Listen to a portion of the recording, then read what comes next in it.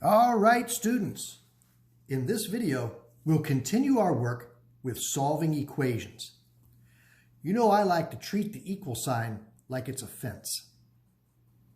And in problem number 1, all the action happens on the left side of the fence. First thing I'll do is distribute this 3. So it's 3 times x, 3 times 1, copy the minus 12. Next step, combine like terms.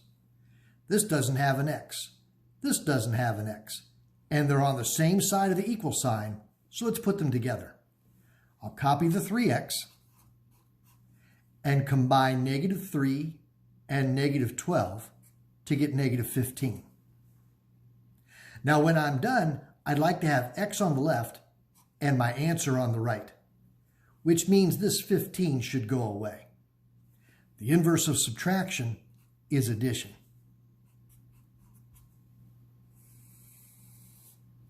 Negative 15 and positive 15 is 0 plus 3x. 0 plus 15 is 15. Now divide both sides by 3.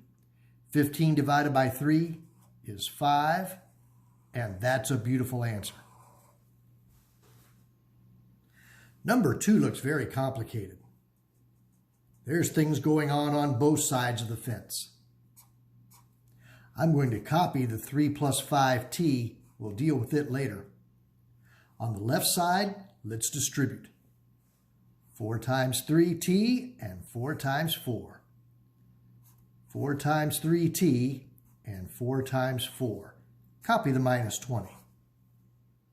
Now look for like terms. On this side, no like terms.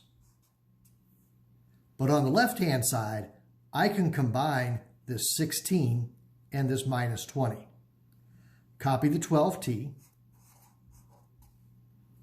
and positive 16 and negative 20 is negative 4.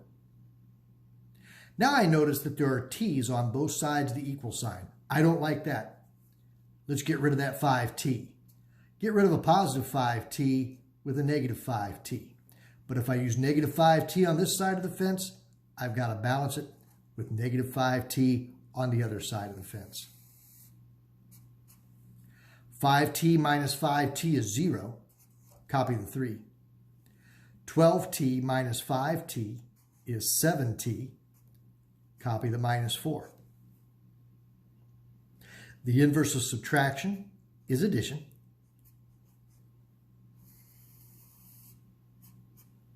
Negative 4 and positive 4 is 0 plus 7t. 3 plus 4 is 7. Finally, we divide. 7 divided by 7, that's 1. Got it.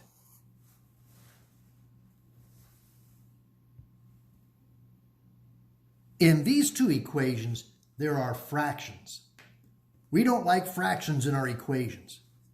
So let's start number 3 by multiplying both sides of this equation so that the next line will have no fractions. What should I multiply by? Well, I'll multiply by the common denominator of the fractions. I notice that the small denominator divides evenly into the big denominator. So the big denominator makes a good common denominator. That's what I should multiply both sides by.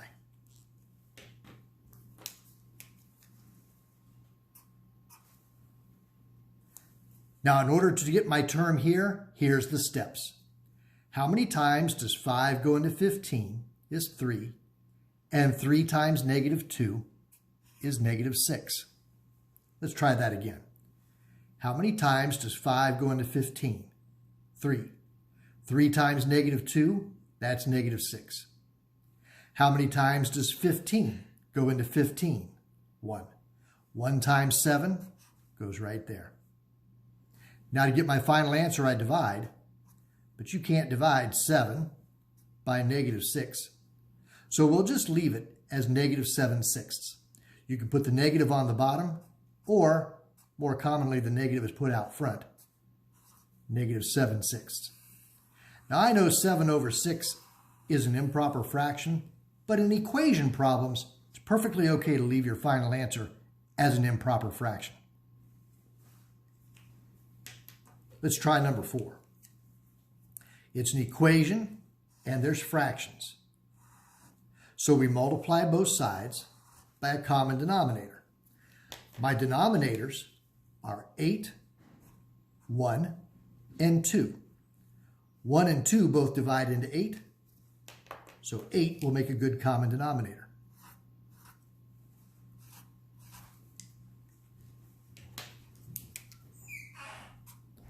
Now, what are my steps? How many times does 5 go into 15? 3. 3 times negative 2 is negative 6. How many times does 15 go into 15? 1. 1 times 7 is 7. How many times does 2 go into 8? Is 4. 4 times y looks like that. How many times does 1 go into 8? Is 8. And 8 times 3 is 24. How many times does 8 go into 8? Is 1. And 1 times 5 is 5. Now I'd like to get y by itself, so get rid of the 24. The inverse of subtraction is addition. Negative 24 and positive 24 is 0, plus 4y. 5 plus 24 is 29.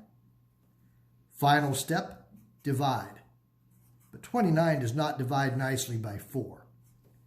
It's okay to have improper fractions as answers to equations, so we'll leave our final answer as 29/4.